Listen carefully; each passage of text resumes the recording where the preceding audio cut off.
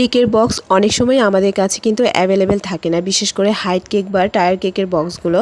যে কেকগুলো হাইট অনেক বেশি উঁচু হয়ে থাকে সেই বক্সগুলো কিন্তু সবসময় দোকানে পাওয়া যায় না, এগুলো আমাদেরকে অর্ডার দিয়ে আনতে হয়।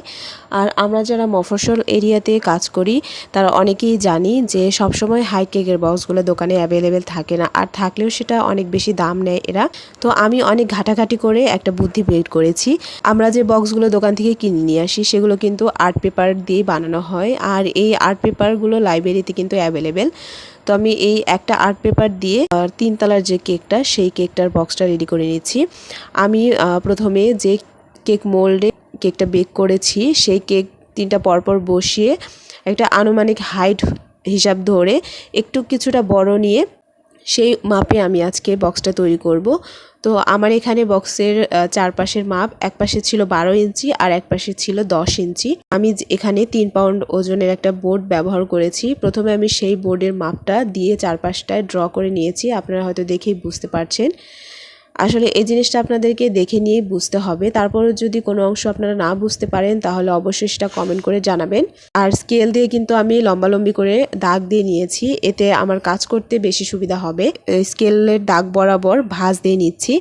ভাঁজ দিয়ে নেওয়ার পরে আমি যে কোনো একটা সাইড দিয়ে আপনারা এভাবে কেটে নেবেন। এটা যখন আপনারা কাজ করবেন তখন এমনিতেই বুঝতে পারবেন যে কোন অংশটা কেটে নিলে আপনাদের সুবিধা হবে।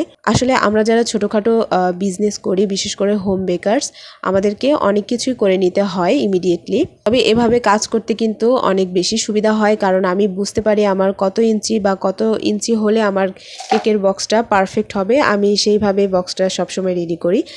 আমি এখন বলতে গেলে সব কেকের বক্সই নিজেই তৈরি করে নেই। বক্সের ওপরে ঢাকনাটাও আমি তৈরি করেছি, কিন্তু দুর্ভাগ্যবশত সেই ক্লিপটা আমার কাছে নেই, হারিয়ে গেছে, হয়তো বা ডিলিট করে ফেলেছি। আমি অন্যদিন পারলে সেটার ভিডিও আপনাদের মাঝে আবারও শেয়ার করব। দুই পাশটাতেই কিন্তু খুব ভালো করে পিন আপ করে নিতে হবে। যদিও আমি এক সাইড খোলা রেখেছিলাম, কেকটা যখন ডেলিভারি দিয়েছি তারপরে আমি পিন আপ করে নিয়েছি, কিন্তু আপনাদের বোঝার সুবিধার্থে আমি দুই পাশটাই পিন করে দেখিয়ে দিচ্ছি।